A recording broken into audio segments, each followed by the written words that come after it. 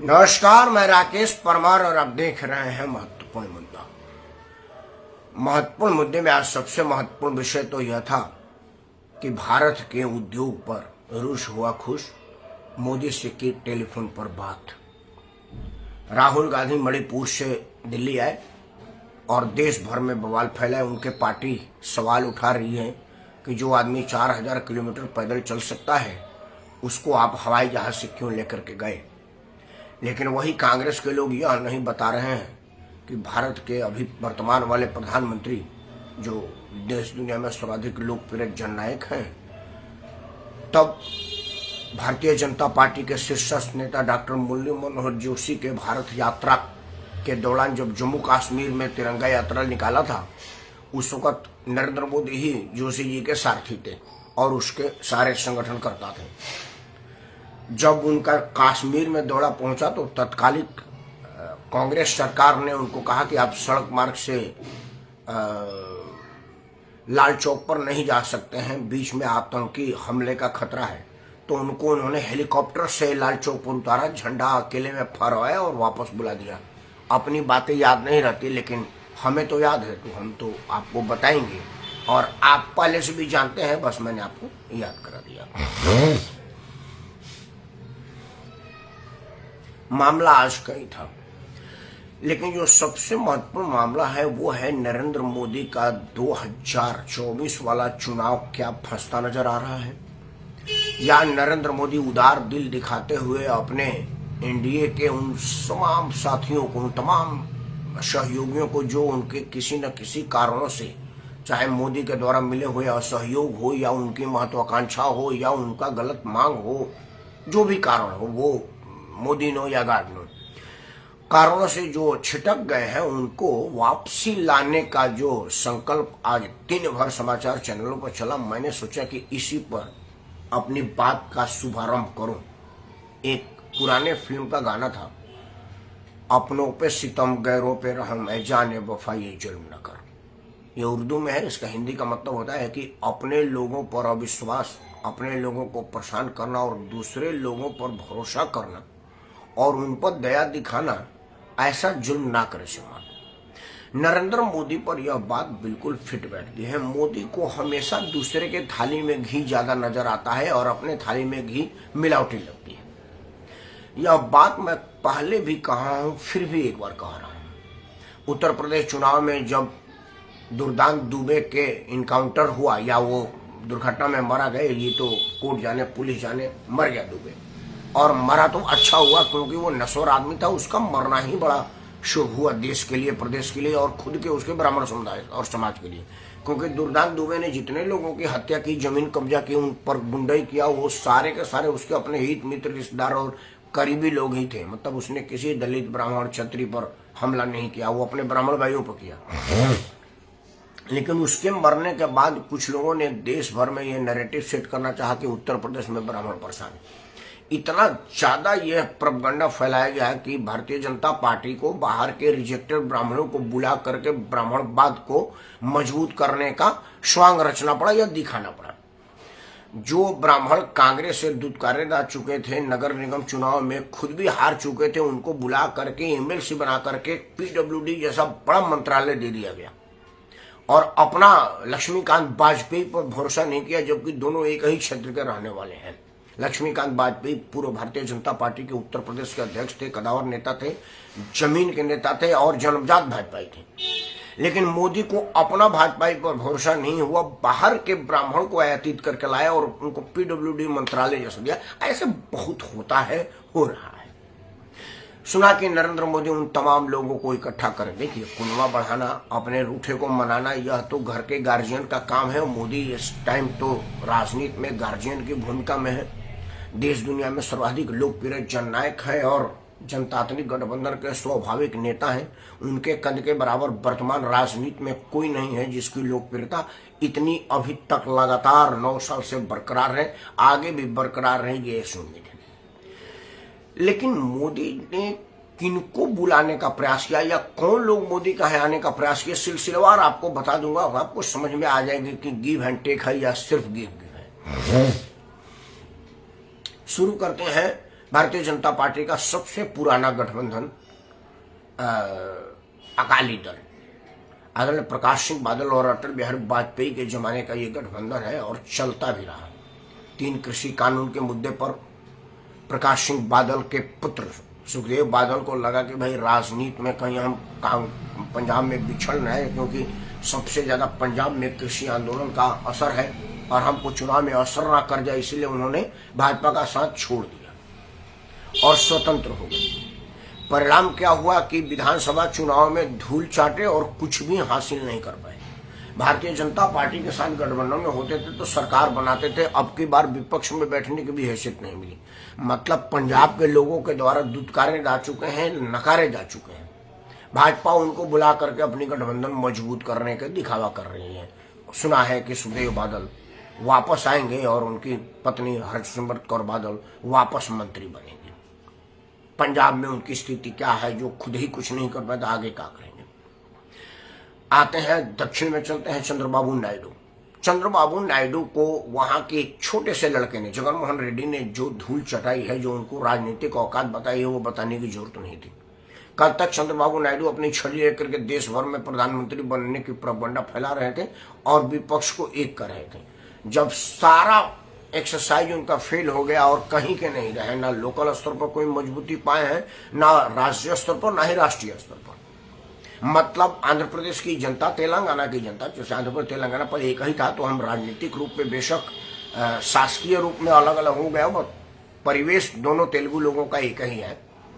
तो उस पूरे तेलुगु समाज में वो नकारे जा चुके हैं। और कल का लड़का, मतलब जगनमोहन तो उनके बेटे के समान है, उसने उनको उनकी औकात बता दी। प्रधानमंत्री से मिल करके अमित शाह के माध्यम से वो भी अब एनडीए में वापसी करने का प्रयास कर रहे हैं, मोदी उनको ले रहे हैं। कर्नाटक में कहीं के ना रहने वाले जेडीएस, आदरणीय देवगौड़ा साहब देश में प्रधानमंत्री बने, कैसे बने वो उस पर चर्चा नहीं हो सकता। अभी की जो कांग्रेस सरकार है, उन्होंने जेडीएस को उनकी हैसियत बता दी। मुसलमान जेडीएस से छटक गया है और मुस्लिम वोट पर ही कुछ सीट पा लेते थे, लेकिन अब की बार सारे मुसलमानों ने मिल करके मोदी को सबक सिखाने के लिए कांग्रेस का ही छत्र साथ दिया और कांग्रेस सरकार बनी। जेडीएस को अपनी शक्ति का एहसास हुआ, अपने कमजोरी का आभास हुआ और उनको पता चला कि वो कितने में है। देवगौड़ा साहब भी मोदी जी से मिले हैं और अब जेडीएस भी एनडीए में आने का प्रयास कर रहा है, मोदी उनके साथ सरकार बनाने का प्रयास कर रहे हैं। बिहार में उपेंद्र कुशवाहा पहले आए थे, फिर चले गए, फिर आए हैं, फिर आने का प्रयास कर रहे हैं। कितने सीट पर असर करेंगे? अगर कोयरी कुर्मी समुदाय का कोई नेता होगा तो नीतीश कुमार से बड़ा बिहार में कौन नेता है? बेशक नीतीश से मेरी राजनीतिक अदावत हो, मैं उसको बिल्कुल राजनीति में बर्दाश्त न कर पाता हूं, लेकिन उसकी लोकप्रियता को तो मैं कम नहीं कर सकता। वो तो उसका बना हुआ है, चाहे किसी ने बनवाया है। तो अगर कोयरी समुदाय का लोग किसी को नेता मानेगा तो वो नीतीश को क्यों नहीं मानेगा, उपेंद्र कुशवाहा को क्यों मानेगा? यह बात तो सर्वविदित है। कुशवाहा भी एनडीए के दरवाजे पर खड़े हैं, कब दरवाजा खुले कब अंदर आए यह सोच रहे हैं। जीतनराम मांझी, जिनके विषय में ये कहा जाता है कि मांझी सवेरे उठते हैं तो उनको खुद ही पता नहीं होता कि वो किस गठबंधन में है। जीतनराम मांझी कल तक नीतीश कुमार के साथ थे, कल से पहले नीतीश कुमार के साथ थे, बीच में नीतीश के विरोध में हुए, फिर नीतीश के साथ थे और अब मौसम भाप करके वापस एनडीए में आने के लिए दिल्ली में मोदी से मिलने का टाइम मांगे थे। अमित शाह से तो मुलाकात हो भी गई है। बिना किसी बड़े लालच के अपने मंत्री बेटे से मंत्रिमंडल में शपथ मतलब इस्तीफा नहीं करवाते, जरूर कोई बड़ी लालच दी गई है। वो भी अब बिहार में एनडीए में मिलना चाहते हैं और मोदी को जितवाने का दम भर रहे हैं। आरसीपी सिंह आईएएस अफसर थे, कदावर नेता से, नीतीश कुमार के सबसे खास अवकाश थे और नीतीश कुमार और उन दोनों को एक ही कहा जाता था। जनता दल यू के राष्ट्रीय अध्यक्ष हुआ करते थे। मोदी के नजदीकी के वजह से उनको नीतीश का साथ छोड़ना पड़ा। अब वो ऑफिशियली भाजपा ज्वाइन कर लिए हैं बिहार में। अब उनके जिम्मे भी बिहार को मजबूत करने की जिम्मेदारी है, जो प्रशासनिक अधिकारी होने के नाते जमीन पर कितना कारगर होंगे मैं नहीं बता सकता। एक नेता तो भाग्य का खाता है, वो है मलाहों का नेता। मलाह पुत्र अपने आप को कहता है, खुद चुनाव हार गया लेकिन सरकार ने उसको एमएलसी बना करके मंत्री बनाया। अब उसका स्थिति धोबी के वो वाला है, ना इधर का ना उधर का है। वो भी सुन रहा हूं कि एनडीए में आकर के एनडीए को मजबूत कर रहा है, जिसका खुद का सीट कहीं पर भी, एक भी सीट ना तो विधानसभा में है, ना नगर परिषद में है, ना निकाय चुनाव में है, वो भी एनडीए में आकर के एनडीए को मजबूत करना चाह रहा है।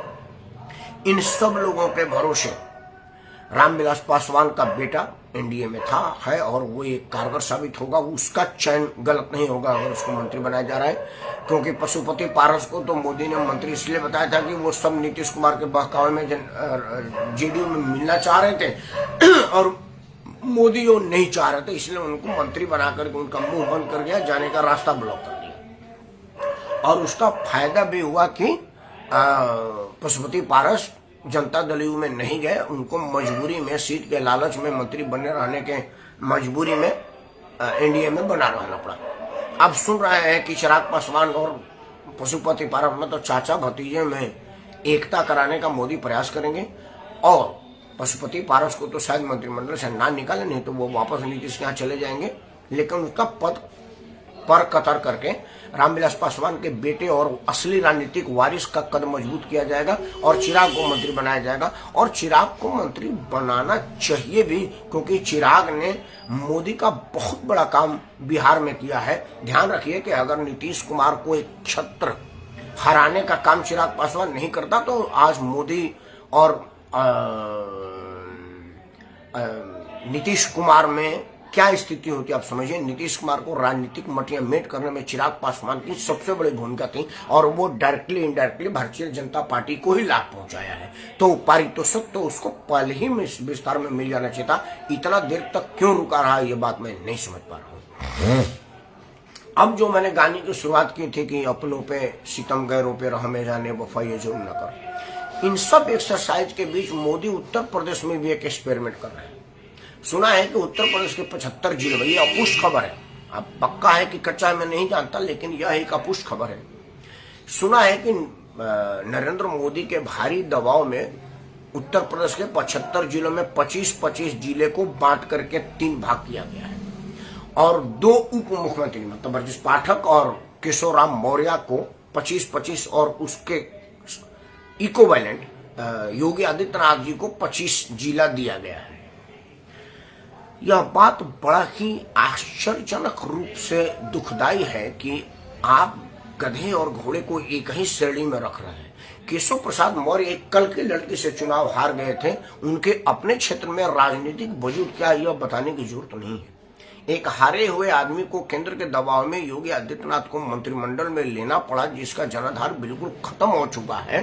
कल की लड़की जिसको कोई नहीं जानता था, उसने केशवराम मौर्य को हरा दिया। जो आदमी खुद का सीट नहीं मिला उसको उप मुख्यमंत्री बनाना पड़ा, और अब योगी आदित्यनाथ के मुकाबले 25 जिला दे करके जो योगी आदित्यनाथ का पर कतरने और उनको उनकी औकात बताने की राजनीतिक भूल मोदी कर रहे हैं, उसका परिणाम का जिम्मेवारी कौन होगा यह मोदी नहीं बता रहे।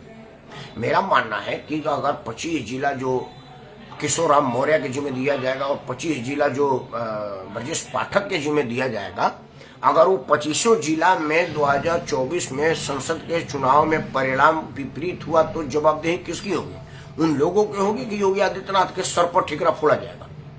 मुझे लग रहा है कि यह जानबूझ के वही वाली साजिश हो रही है जो 2017 के 23 चुनाव में हुआ था, 22 के चुनाव में, कि योगी आदित्यनाथ को पूरी दिल्ली हराने की ठेकेदारी ले ली थी, लेकिन योगी आदित्यनाथ अपने दम पर ये दूसरे वाला सरकार बनाए हैं।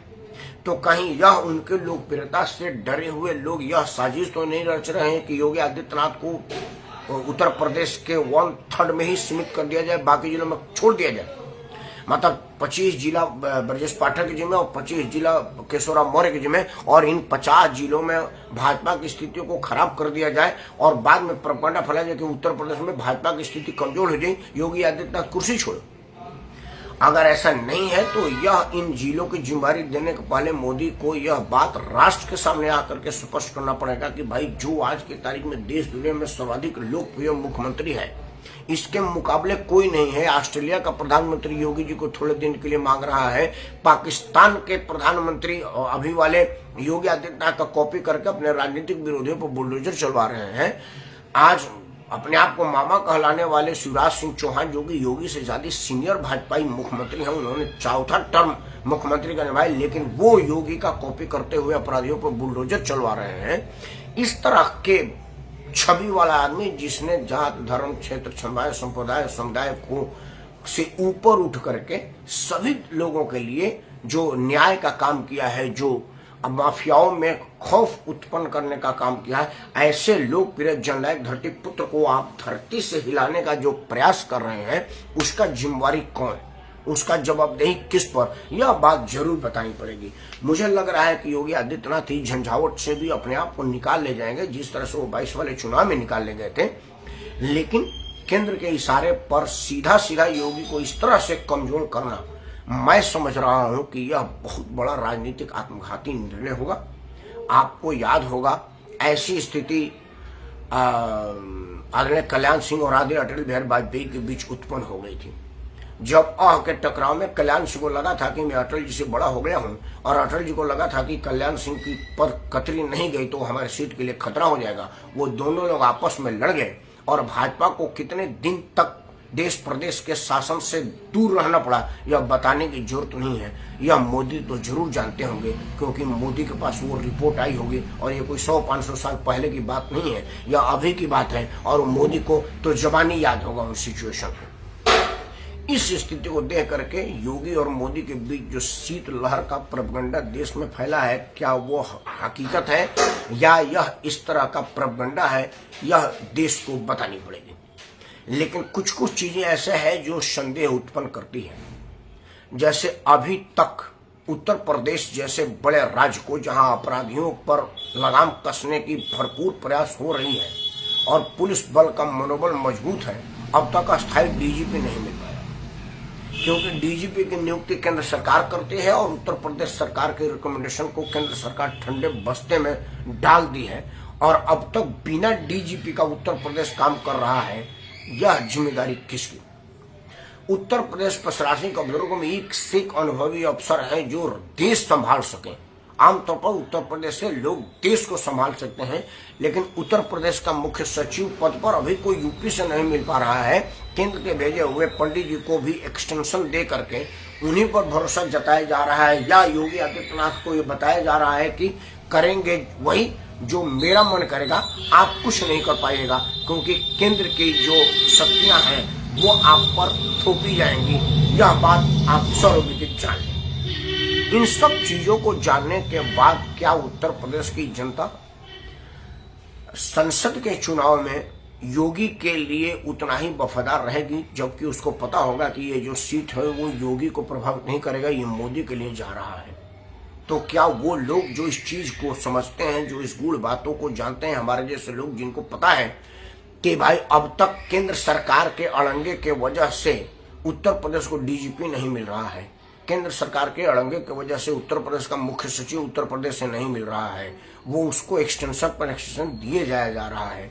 इन सब चीजों को जानने के बाद उत्तर प्रदेश के आम जन जो योगी आदित्यनाथ के काम से प्रभावित है और उनको ही उत्तर प्रदेश की बागडोर दे रहे हैं और उन्हीं पर एकमात्र भरोसा कर रहे हैं, उन लोगों को मतदान में क्या विचार होगा यह मैं नहीं जानता, और आप भी न जाने तो बेहतर है, क्योंकि अगर आप इन बातों को जान जाएंगे तो देश की स्थिति खराब हो जाएगी। क्योंकि मैं नहीं चाहूंगा कि योगी आदित्यनाथ के अपमान का बदला मोदी को हरा करके लिया जाए, क्योंकि मोदी है तो यकीन है कि देश मजबूत है, मोदी है तो मुमकिन है कि दुनिया में हमारे देश का साख बढ़ा हुआ है, मोदी है तो मुमकिन है कि किसी तरह का डिसीजन पैरालिसिस नहीं देखने को मिल रहा है, और मोदी है तो मुमकिन है कि कोई भी स्पष्ट निर्णय लेने की क्षमता जो मोदी में है वो किसी और में नहीं है। इसीलिए मोदी योगी की सीट युद्ध की भनक लोगों को ना लगे और इस मामलों को जितना जल्दी हो सके वो सॉर्ट आउट कर लिया जाए, देश प्रदेश के हित में यही अच्छा रहेगा। अंत में अपनी बात बहुत करने से पहले मैं मोदी जी को यह कहना चाहूंगा कि अपनों पर सितम, गैरों पे रहम, जाने वफा ये जुल्म न कर। जय हिंद, वंदे मातरम।